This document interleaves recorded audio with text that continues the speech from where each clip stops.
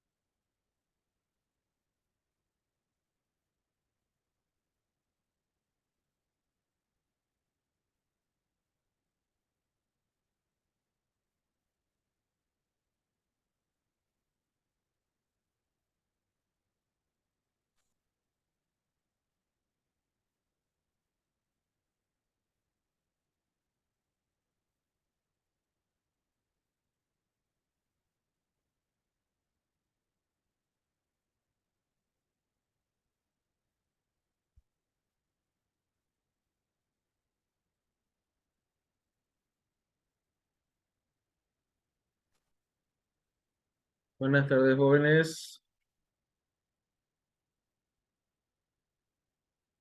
Buenas tardes.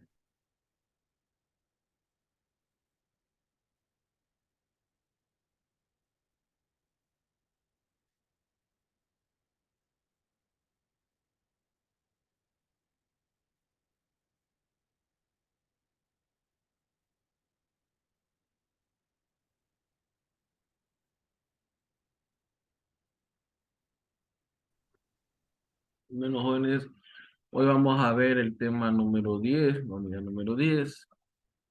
El último tema es electrología. Con esto tendríamos completado lo que sería el avance de toda la materia de física para su preparación antes del examen. ¿Qué vendría a ser la electrología?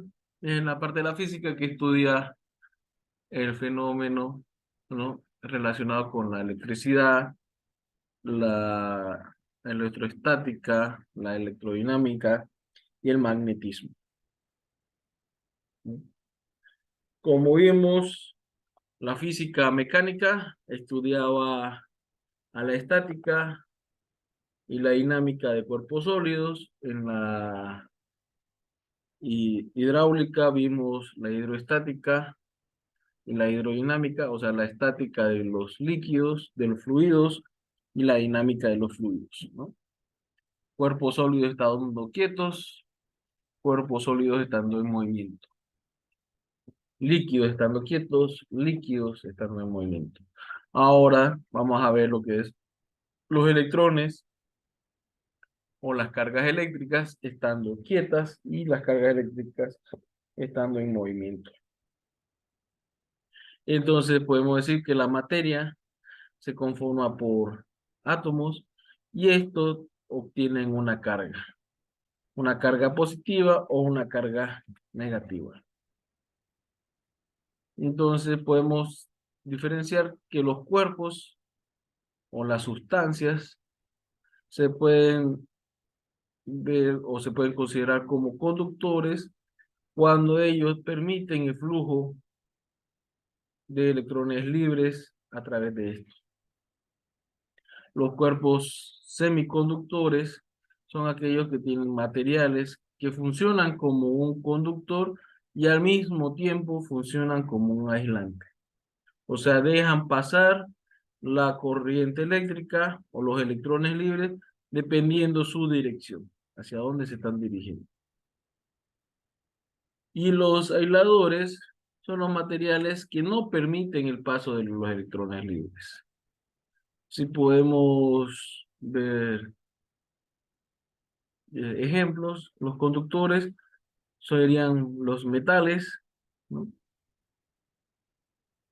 Los semiconductores podemos decir que son algunos metales que están en combinación con otros metales, dejan permitir el paso hacia cierta dirección, o compuestos de diferentes materias que dejan pasar electrones en cierta dirección.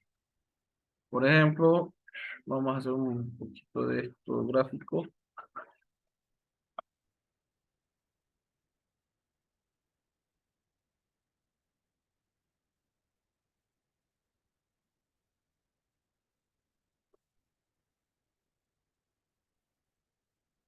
Yo tengo un conductor.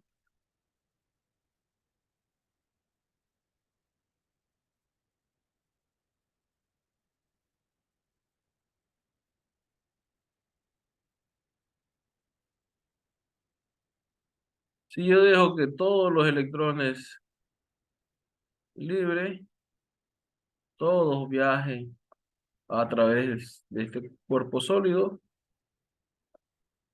pasen hacia esta dirección, y después otros electrones libres se muevan en esta otra dirección, o sea, de vuelta, y estén saliendo por acá, yo lo voy a llamar un conductor.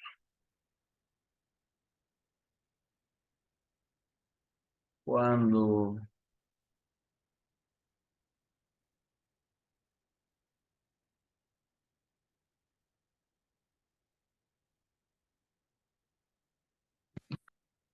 yo tenga mi cuerpo sólido y solo deje pasar en una dirección, ¿no? O sea, todos los electrones van hacia allá, pero hacia acá, ¿no? Estos pasan, pero estos ya no chocan acá. Estos son semiconductores. Cuando ocurre esto, cuando yo a veces tengo dos sustancias de diferente tipo.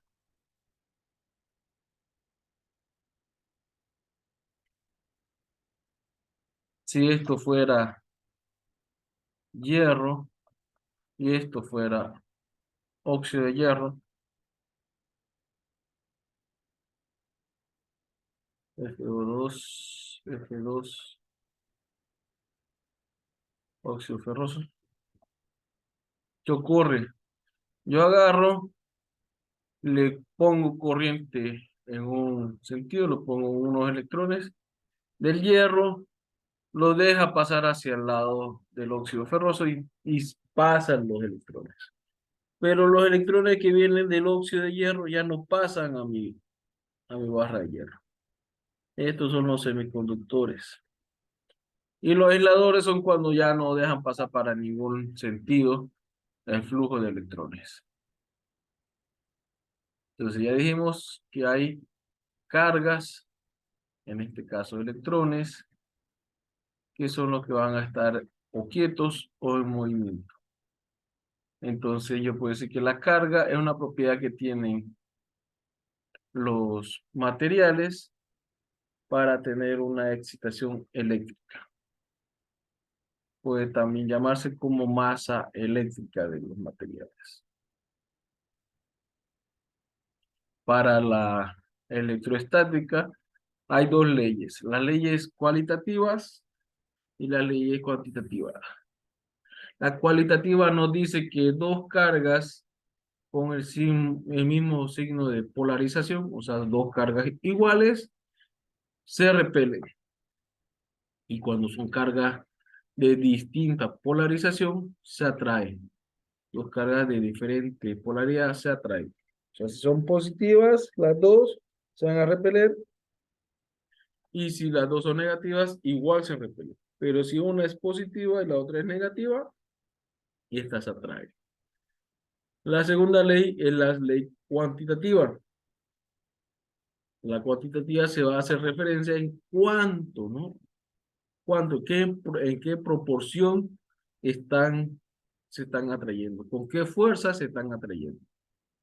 Entonces yo puedo decir que una carga se atrae a otra o se repele de otra, ¿no?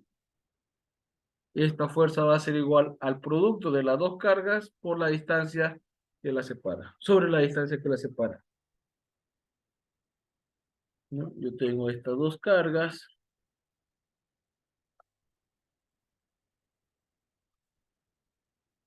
Esto es R, esto lo vamos a llamar Q1 y esto lo vamos a llamar Q2. La fuerza que aparece acá es esta misma fuerza, ¿no? Con la que se están atrayendo, que nos dice que es una constante K. Esta constante depende del material, ¿no? El material en que se está moviendo mi carga. No es lo mismo mover cargas eléctricas que están en el vacío a cargas eléctricas que se están moviendo dentro de una sustancia. En este caso, hacemos carga eléctrica en el vacío y tendríamos la ecuación de la fuerza eléctrica. La fuerza de acción que tienen estas dos cargas. Entonces, podemos identificar que el átomo contiene tres elementos, ¿no?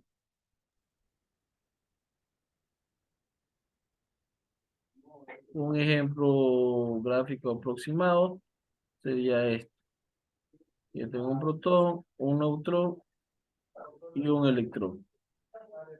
El electrón orbita alrededor del núcleo. El núcleo está conformado de protón y un neutrón, donde la carga de un electrón es 1.6 por 10 a la 19 coulomb.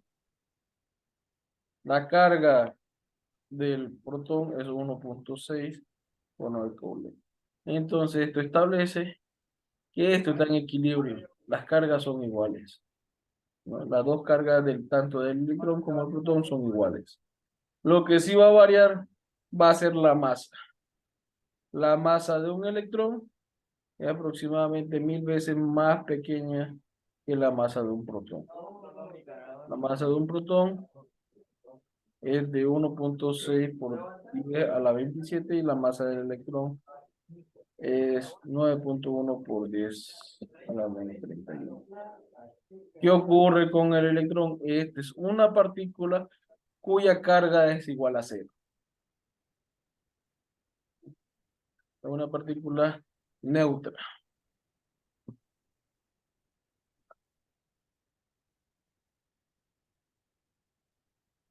Ahora hablemos qué es el campo eléctrico. Toda carga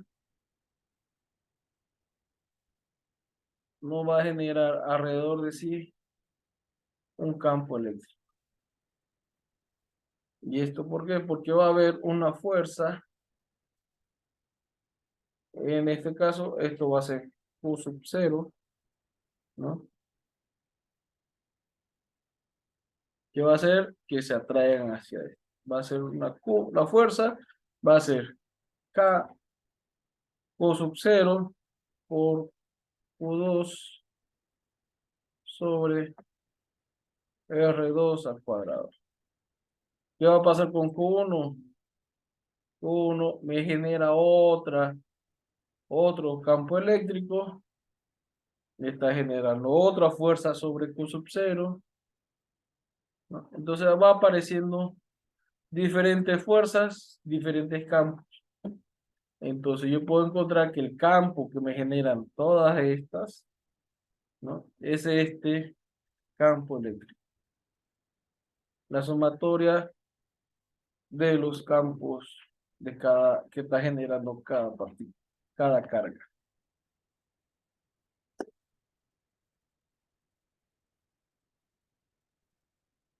Ahora hablemos del potencial eléctrico o trabajo eléctrico, ¿no? El potencial, ¿se acuerda que era trabajo? ¿Cuál era la fórmula del trabajo? Fuerza por distancia. Fuerza por distancia, ¿no? Entonces, si una partícula Q sub cero me está generando un campo eléctrico, yo tengo una partícula Q. Para que esta partícula se acerque a esta, yo le tengo que aplicar una fuerza, ¿no? ¿Qué fuerza? La fuerza que encontramos anteriormente. Este campo eléctrico que me genera esta partícula, esta carga Q sub cero, a medida que yo me voy alejando, se va haciendo más débil, ¿no? Mientras más al centro esté, más fuerte, mientras más alejada esté, es más débil. Entonces yo puedo decir que el potencial o el trabajo eléctrico va a ser B, va a ser el trabajo de llevar esta partícula con respecto a la partícula que estoy llevando, ¿no? La fuerza eléctrica que estoy llevando por la distancia, en este caso R, va a ser el trabajo. A esto como también se lo conoce como potencial eléctrico. O si no, cuando estamos hablando de un motor o generador, esto se lo conoce como fuerza electromotriz.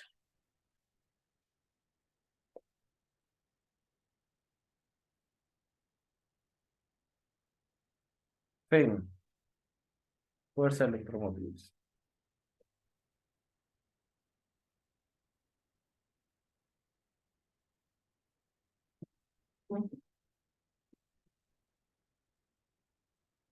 ¿Qué ocurre? Mientras más fuerza electromotriz, o sea, más fuerza está generando mi motor, más, más rápido va a girar, ¿no? Eso es. Entonces, mientras más voltaje le apliques a un motor, más va a girar, más rápido va a girar. Entonces ya tengo lo que es el potencial eléctrico, la fuerza. Cuando dijimos que la fuerza, cuando es estática, era simplemente la fuerza entre dos cargas. Es el producto de la fuerza entre dos cargas sobre la distancia que los separa. Entonces, sigamos. ¿Qué vendría a ser la capacidad eléctrica? Todos los cuerpos, todas las materias tienen una capacidad eléctrica, una capacidad de almacenar electricidad. De acuerdo al tipo de material, va a ser qué tan rápido o qué tan fácil puedo almacenar o puedo dispersar esa carga eléctrica. Entonces, uno de los conceptos son los condensadores, donde los condensadores aprovechan las propiedades de cada sustancia para almacenar energía. ¿Cuál es la diferencia entre un condensador y un almacenador?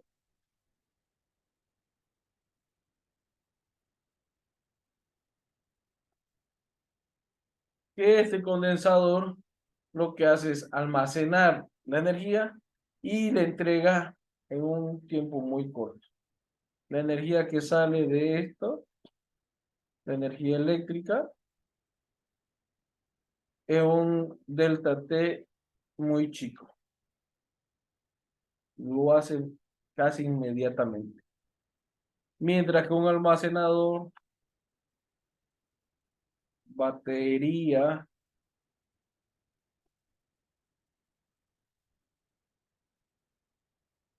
o pila lo que hace es almacenar más energía, pero lo va dispersando de a poco, ¿no? La va soltando de a poco. Entonces, ¿qué tan rápido lo va a hacer? Va a depender de la sustancia que tenga aquí en medio, de la sustancia en que esté construido nuestro capacitor o nuestra batería o almacenador. Entonces, vemos que los capacitores pueden ser planos, esféricos o cilíndricos. Los cilíndricos son los que hemos visto en las tarjetas que parecen así una pila, donde identifica cuál es la punta positiva y la punta negativa.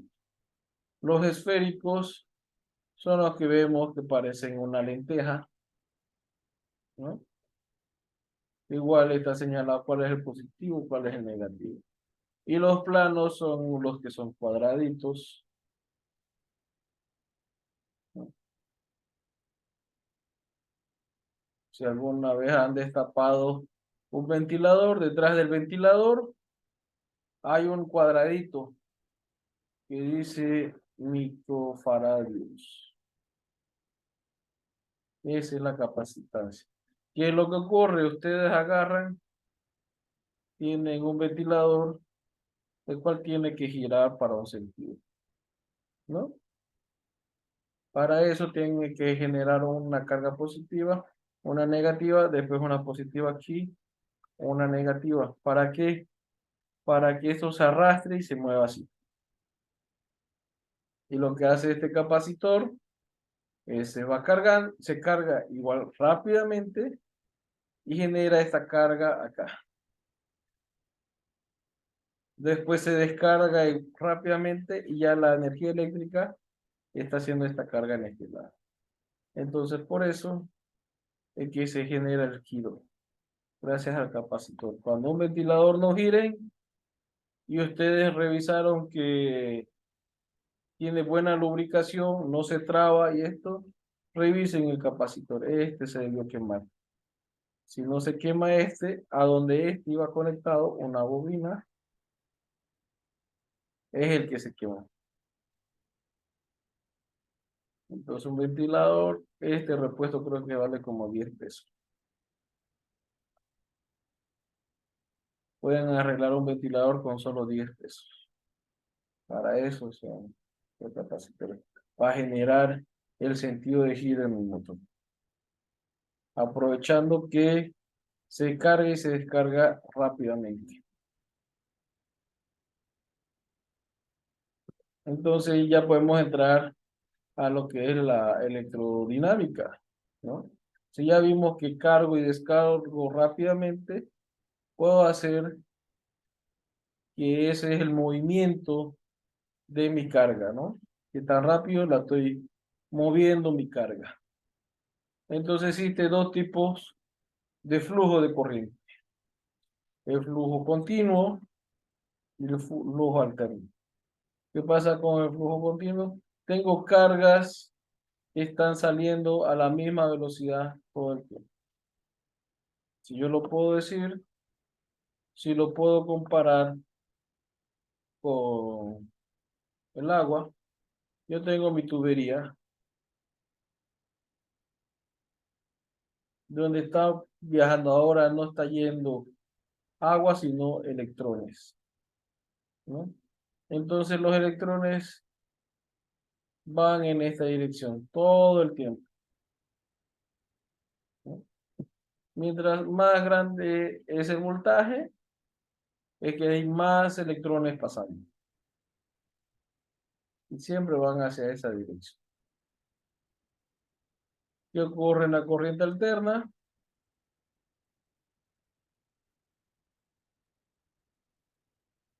En la corriente alterna tengo electrones que van hacia ese sentido.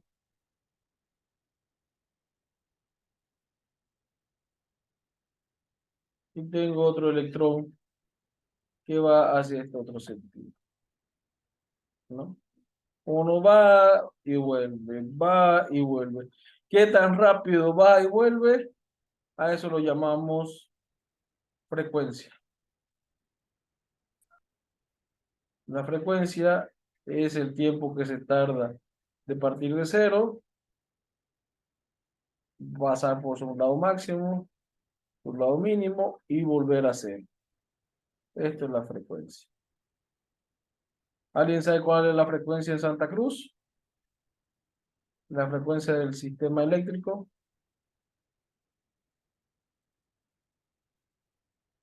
50 Hz.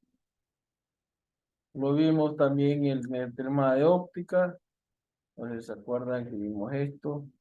Entonces yo ya sé que la diferencial de potencial que yo tengo en mi red es 220 voltios, ¿no? Eso es lo que me está dando. Entonces hay 220 positivos y 220 negativos. ¿Qué tan rápido lo hace esto? 50 Hz. ¿Qué son 50 Hz? 50 veces sobre segundo. 50 veces sobre segundo cambia de 220 positivos, 220 negativos, 220 positivos, 220 negativos. En un segundo lo hace 50 veces este cambio. Eso es lo que vendría a ser la corriente eléctrica.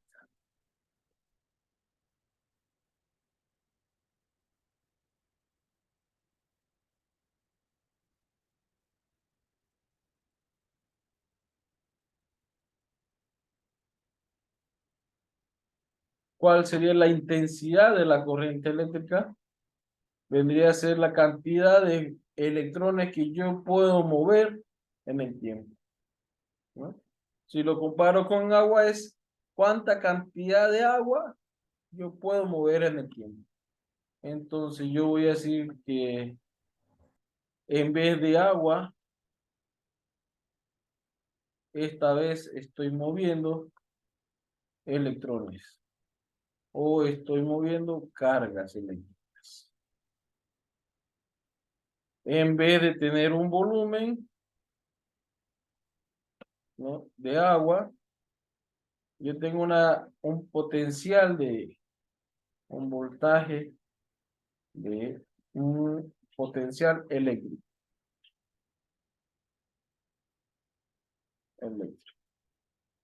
Y en vez de tener un caudal, que dijimos que era la velocidad del agua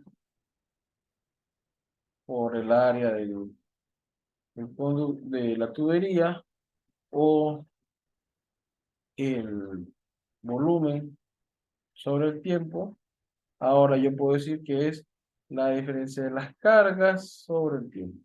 ¿Cuánta carga estoy llevando de un lugar a otro? Haciendo esa analogía entre comparar carga eléctrica con agua, vendría a ser eso, ¿no? Mi carga eléctrica es cuánta agua tengo que llevar. ¿Qué tan rápido lo puedo llevar? Es mi intensidad eléctrica. Es mi corriente eléctrica. ¿Qué tan fácil lo puedo llevar? Va a depender del potencial eléctrico.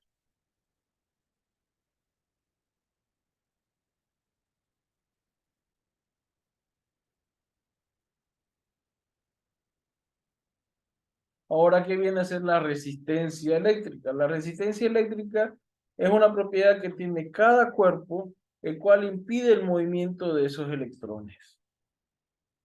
Esa cantidad de masa, cantidad de electrones van a estar moviéndose a través de un cuerpo y estos van a tener una resistencia, por lo largo que tiene el conductor, ¿no? Mientras más largo sea mi tubería, más me cuesta o más se tarda en salir el agua hasta el otro extremo. O si ustedes han tenido alguna vez una manguera, una manguera de jardín bien larga, cuando ustedes la conectan, se tarda un montón de salir el agua hasta el otro extremo. Aparte de eso, que ya pierde fuerza, ¿no? pierde velocidad. Igual es inversamente proporcional al área. Mientras más grande sea mi tubería, más cantidad de agua puedo llevar. Mientras más grande sea mi cable, más cantidad de electrones puedo llevar. Entonces, mayor corriente puedo llevar a través de un cable más grueso. Igual es proporcional al material que tengo, ¿no? A una constante de resistencia. Ustedes saben que uno de los mejores conductores es el cobre, ¿no?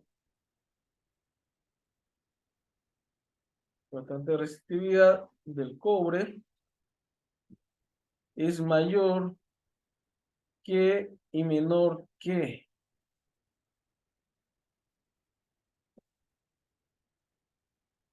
¿no? La constante de resistividad del cobre es mayor que la resistencia.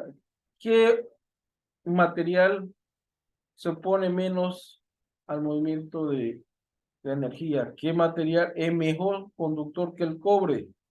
¿Alguien sabe? ¿Alguien tiene alguna idea cuál podría ser?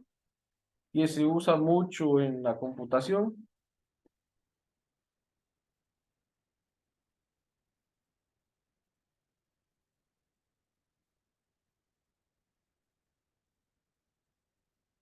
¿Alguien sabe qué es este material?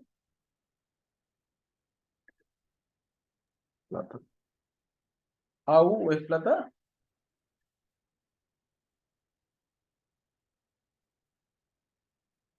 ¿Esto no es oro? ¿O alguien me puede decir cuál es el símbolo del oro?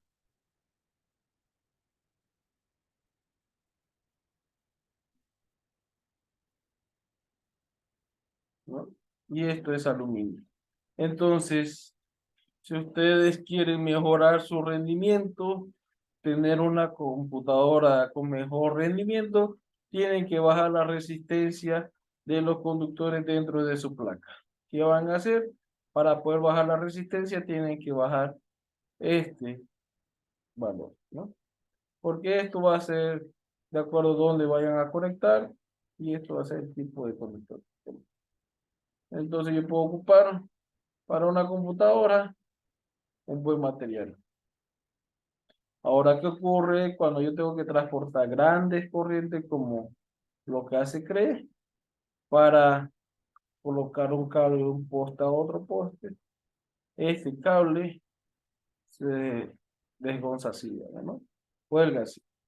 Para disminuir peso, yo le aplico aluminio. ¿Qué va a hacer? Me aumenta mi resistencia, aumenta mi consumo de energía solo para transportar, pero me está ahorrando en peso, me está ahorrando en costo, ya que el aluminio es más barato. Entonces, si ustedes alguna vez compran materiales eléctricos para sus casas, fíjense en esto, ¿no? Si el material, el cable que están comprando, tiene aluminio, dice tiene el 10% en aluminio, mi sección tiene que ser más grande para que me deje pasar más electrones. Si yo necesitaba hacer una instalación con un cable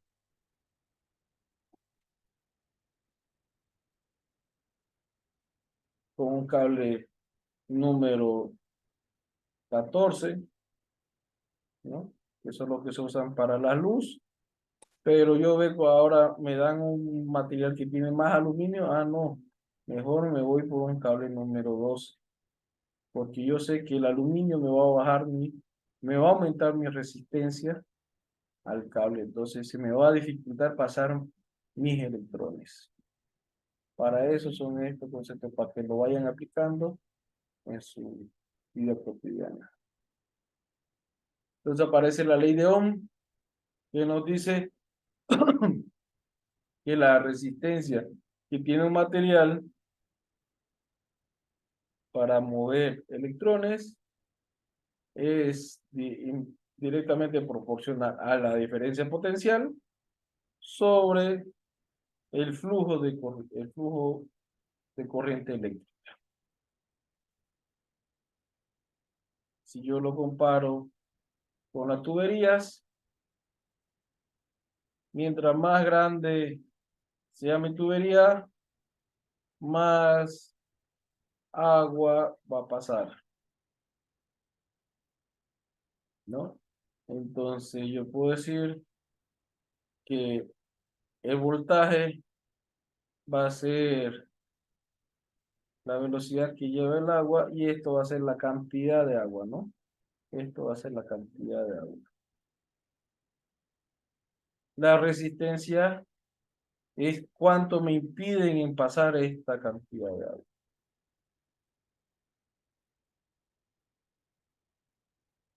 De aquí puedo despejar, si quiero encontrar la corriente eléctrica, va a ser el voltaje sobre la resistencia. Necesito encontrar el voltaje, va a ser la corriente eléctrica por la resistencia, ¿no? Es un triángulo que siempre va casado estos tres valores. El voltaje es qué tan rápido, qué tanta fuerza yo necesito para mover mi carga eléctrica. ¿Cuántas cargas eléctricas se están moviendo en mi corriente eléctrica? ¿Qué tan fácil o qué tan difícil es pasar por un material? Esa es mi resistencia.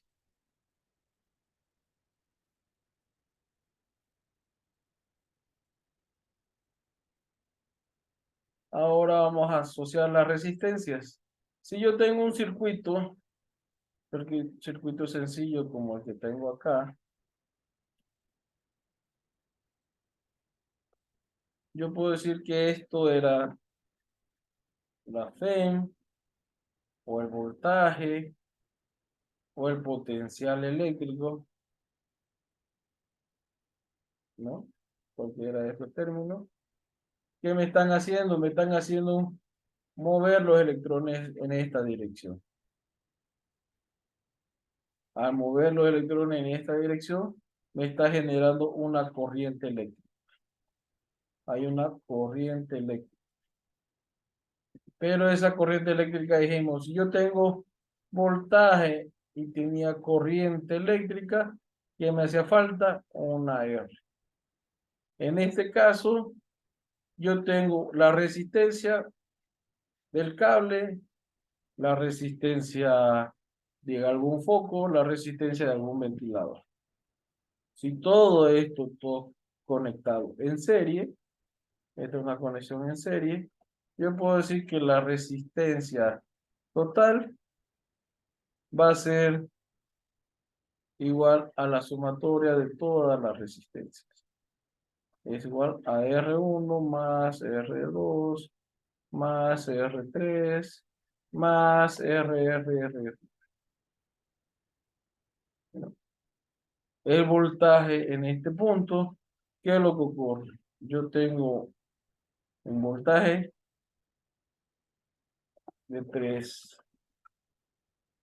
voltios y este al pasar por acá cae un voltio, ¿no? Al pasar por acá cae otro voltio. Y al pasar por acá cae otro voltio. Terminando este lado acá como cero. Entonces, para que yo tenga B, yo tengo que tener un diferencial de potencial. O sea, tiene que haber una potencia B menos B sub 0. Y si B sub 0 es 0, el potencial es B, ¿no? Entonces yo tengo que mi resistencia me va a producir una caída de voltaje a todo esto.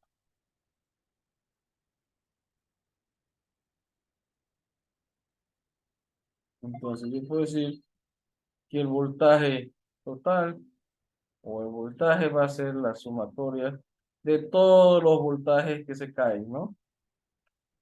El V sub 1 más el V sub 2 más el V sub 3 más 3. Entonces, ¿qué ocurre con la I? La I se mantiene constante en todo el circuito. No varía en todo el circuito. Y es así como se comportan los circuitos en serie.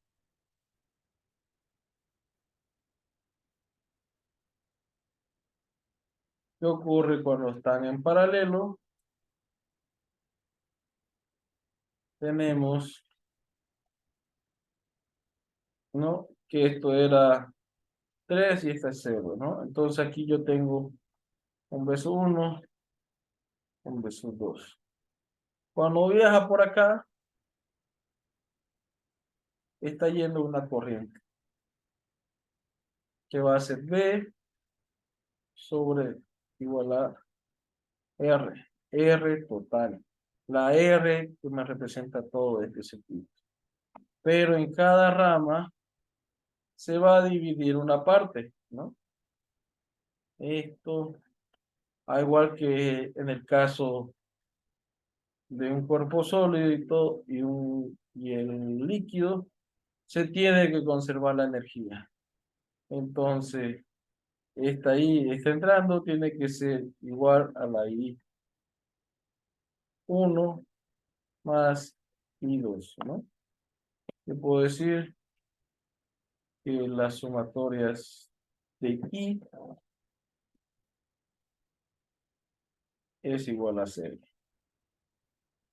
O la I de entrada es igual a la I de salida 1 más la I de salida 2. ¿Qué ocurre con la resistencia resultante? La resistencia resultante no es más, la I total no es más que la inversa, ¿no? De la inversa de la sumatoria de las. Así lo vamos a colocar. Inversa de la inversa de la sumatoria de R. O 1 sobre 1 sobre R1 más 1 sobre R2 más 1 sobre R3, etcétera, etcétera, etcétera.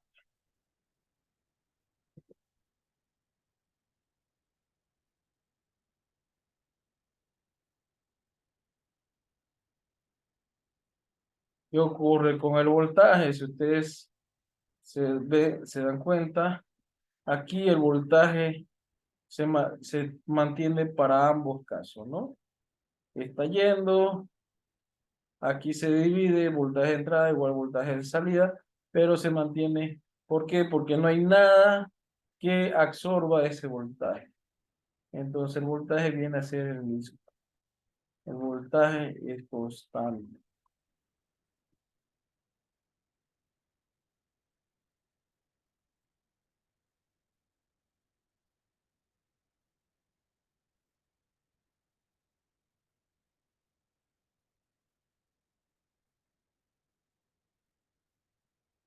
Entonces, jóvenes, ¿está claro hasta acá? ¿Están entendiendo? Sí, no.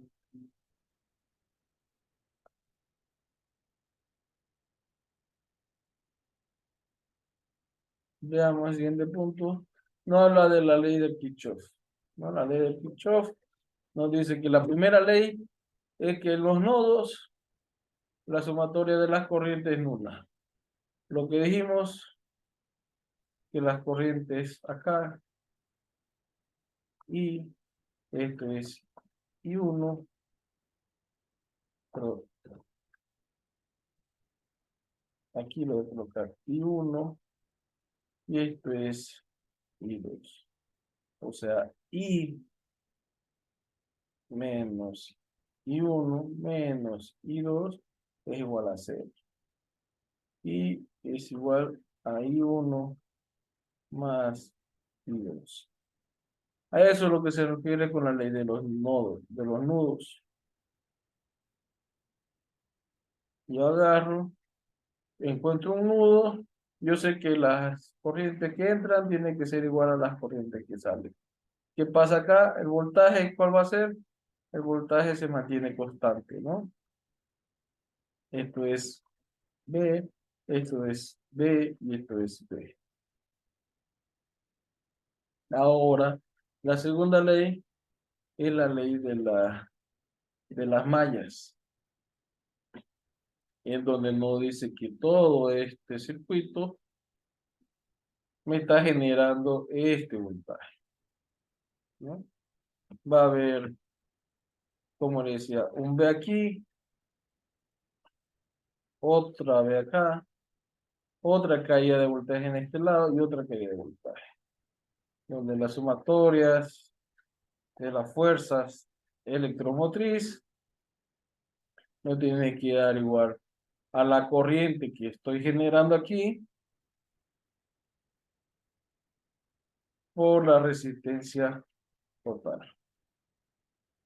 O el voltaje es igual a I por R.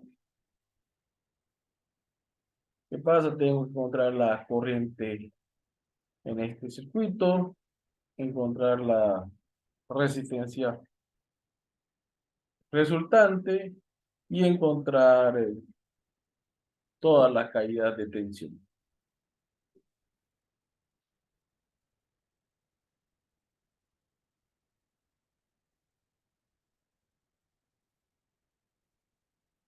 Yo puedo decir que la energía eléctrica no es nada más que la energía era al trabajo, ¿no?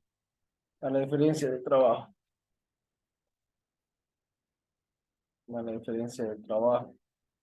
O el trabajo de A a B. ¿Se acuerdan que lo hicimos así? Energía es la diferencia del trabajo, el trabajo de A a B.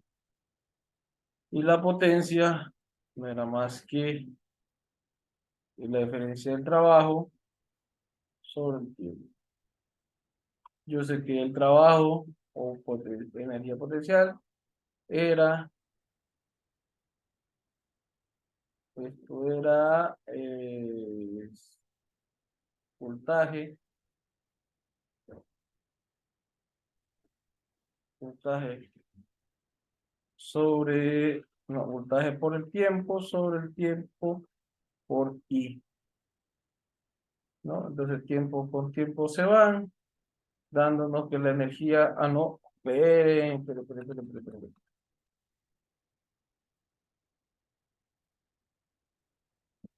El trabajo, ¿se acuerda que dijimos que era el trabajo potencial? ¿O la diferencia potencial?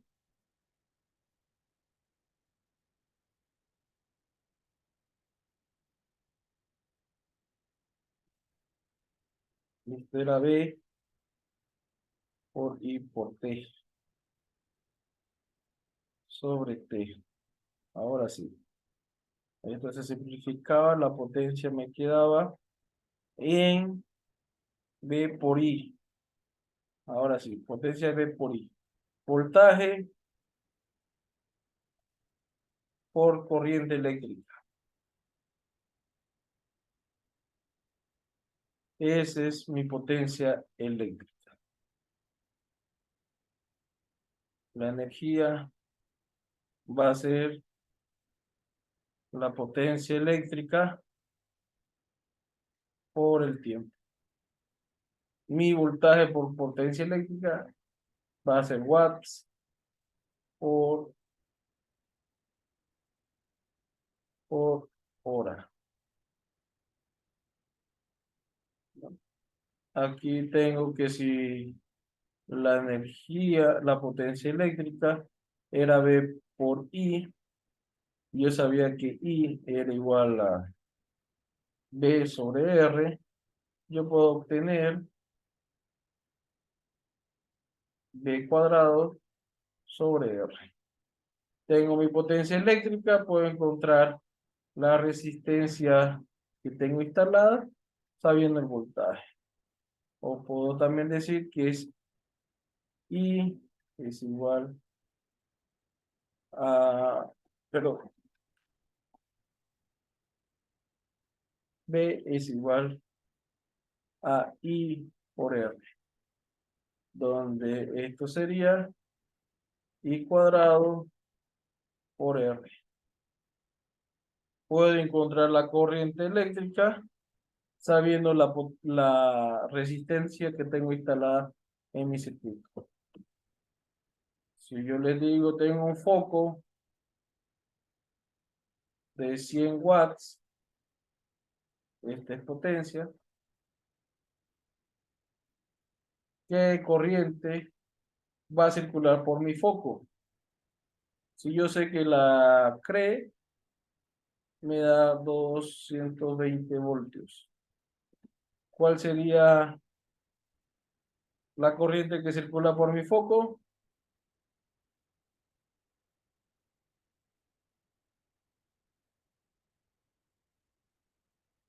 Corriente va a ser la potencia dividido el voltaje. Nada más que 100 dividido 220 watts sobre voltios nos da aproximadamente 0,5 amperios, ¿no?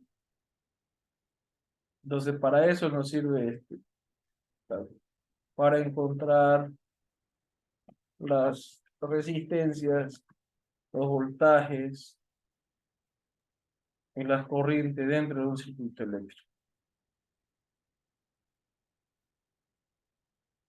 Ahora, ¿qué ocurre? Dijimos que cuando dos cargas se atraían era porque eran de polaridades opuestas. Y estas dos cargas generaban un campo eléctrico, ¿no? Esta fuerza con la que se traen, con la que se atraen las fuerzas, yo le puedo decir como magnetismo. Entonces los imanes no son nada más que cuerpos que tienen o una mayor carga eléctrica positiva o una mayor carga eléctrica negativa. Si tienen una mayor carga positiva, va a ser un imán con polaridad positiva. Si tienen mayor carga eléctrica negativa, es un imán con cargas eléctricas, con polaridad negativa.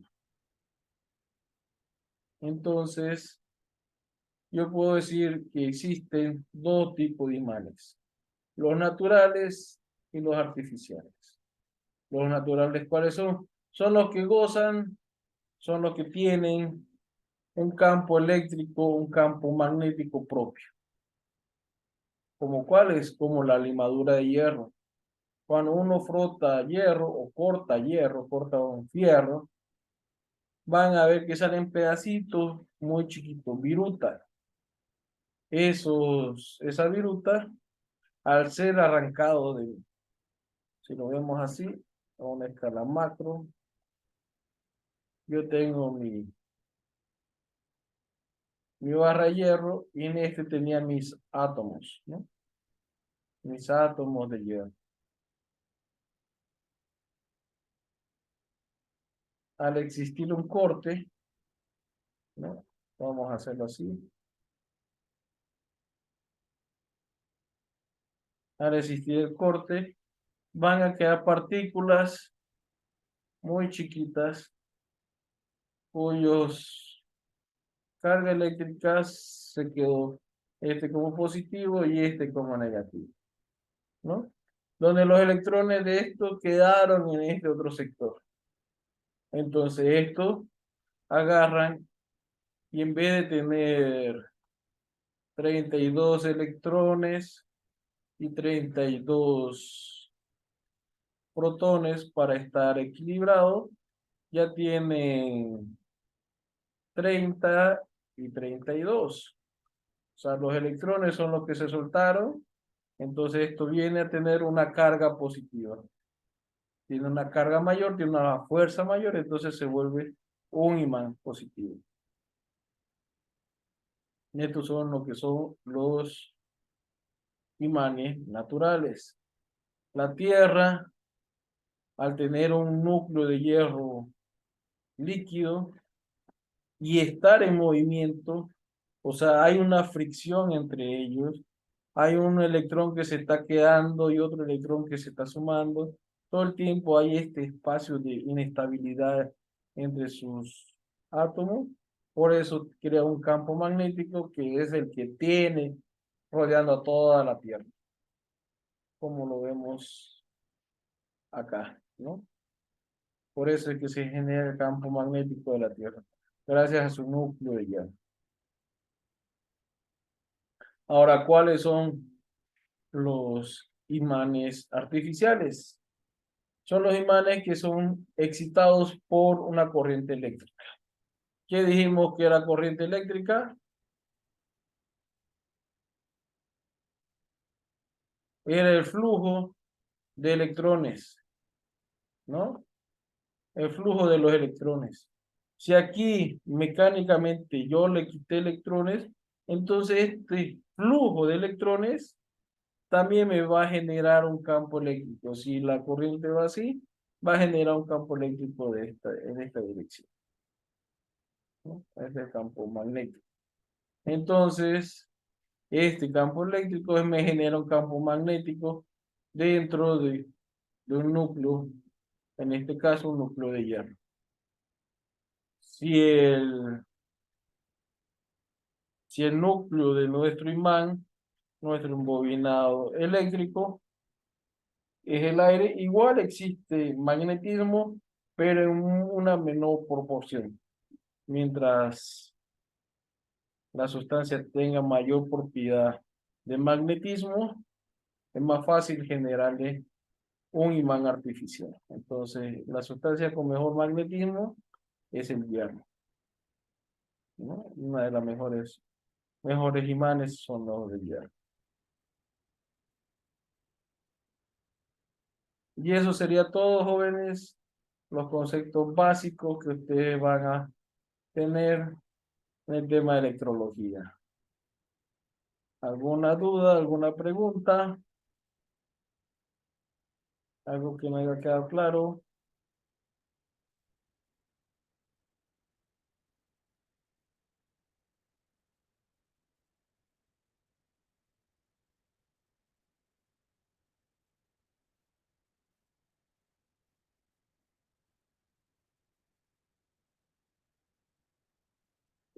¿Fue entendible?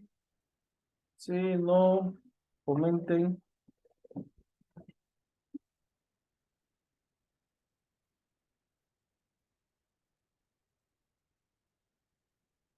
Si estamos bien hasta acá, eso sería toda la clase de hoy. Como decimos, este era el último tema.